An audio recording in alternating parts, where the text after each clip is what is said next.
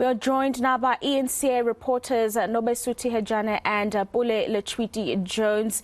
Pule, I want to start with you. The matter that you've been covering this morning. Just give us the update on the developments around that.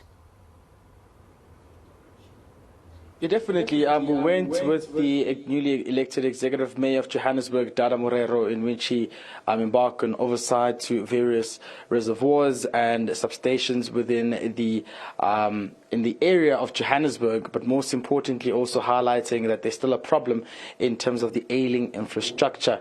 This comes just after Rand Water Johannesburg had flagged that the water storage capacity had dwindled from 58% to 38%, subsequently affecting some of the residents, businesses, and of course, most importantly, medical facilities, which includes hospitals. But just not to waste any further time, I'm with the acting CEO from Rahima Musa, Dr. Arthur Manning. I hope I pronounced it very well. Thank you very much for joining us on eNCA this afternoon. Perhaps let's just start with the problem here. We went to Helen Joseph's. They're saying that they've reached 100% capacity of water storage, so things are seemingly coming up to speed and working, but here there's still a problem. That's correct, yes. Our water pressures are still too low to supply the entire hospital. So we have problems, particularly in our outpatient area, as well as in one or two administration areas. However, the saving grace for us has been that we have had a borehole. Borehole has allowed us to continue with services, and particularly our inpatient services, so the labour ward and theatres or so, have not been affected at all. The problems in the outpatients have really been about water and flushing of toilets. So we have made some contingency plans to divert patients to use other toilets in the hospital that are functional. And our understanding is that as the water pressure builds up, we will be able to resolve the problem. So right now, Joburg Water continues to pump tankers to allow us to maintain some of the pressure to continue with services. Doc, when did this problem start? Is it also as a result of the heat wave, or you've been continuously experiencing these issues at the hospital? I think it's just the breakdown from Rand Water and Joburg that's caused the problem. And then the heat wave exacerbated the acute demand for water at the time when the crisis happened. Because before this, we were really doing quite well. Between the reservoir and the borehole, we've been able to maintain water supply without any problems. And is it safe to say that patients and families of the patients shouldn't be worried for now? I can absolutely reassure them that on the side of inpatients and outpatients, they don't have to have any concerns at all. We will communicate if we are unable to provide services, but we're able to maintain everything at this point in time. Maybe just the last one. Do you understand, or do you know what is the water percentage storage level at this particular moment? In our hospital, the tank is between quarter and half full, and so that means that we do have supply for at least a day. But as long as the tanks continue pumping and the borehole continues pumping, we'll maintain those levels until the reservoirs kick in and bring us back to normal. Right, Dr. Manning, thank you very much for joining us in eNCA. Just a bit of an update there for telling us about their plans to ensure that the hospital doesn't completely run out of water storage, but saying that patients shouldn't also be worried.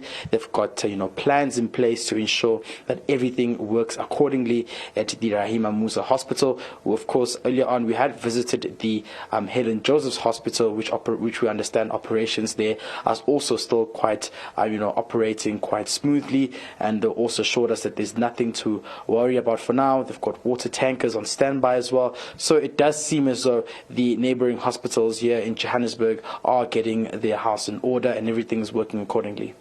Pule Lechwiti Jones, thanks for that update on the water situation in the province.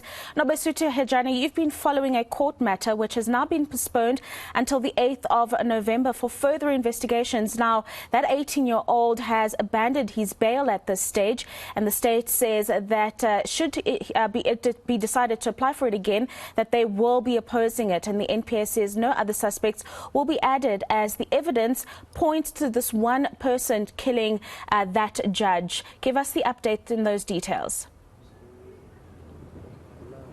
Well, certainly, Rafiwa, 18-year-old Cassidy Hatzenberg made a brief appearance this morning at the Simonstown Magistrates Court. The family, for the first time, his family attended the court proceedings. When he saw his father and mother this morning, we did see him shedding a tear, but obviously the family not saying much at this point. When I did ask the family how are they feeling about the arrest and seeing Cassidy on the stand, they just said that they were holding up. I also asked them whether they have spoken to Romeo van Rooyen's father, Mr. Roman, and they said they would not give comment or no comment from the family side. But what we do know that from the state, they're saying that he is the only suspect at this stage due to the information that they've had through their investigations. We know that he was arrested weeks after Ms. van Rooyen was found dead in her house in the Marina da Gama area. At this stage, I mean, the state as well as the Hawks are not sharing much as to what other information will be revealed in court. They're saying that we will see on the 8th of November.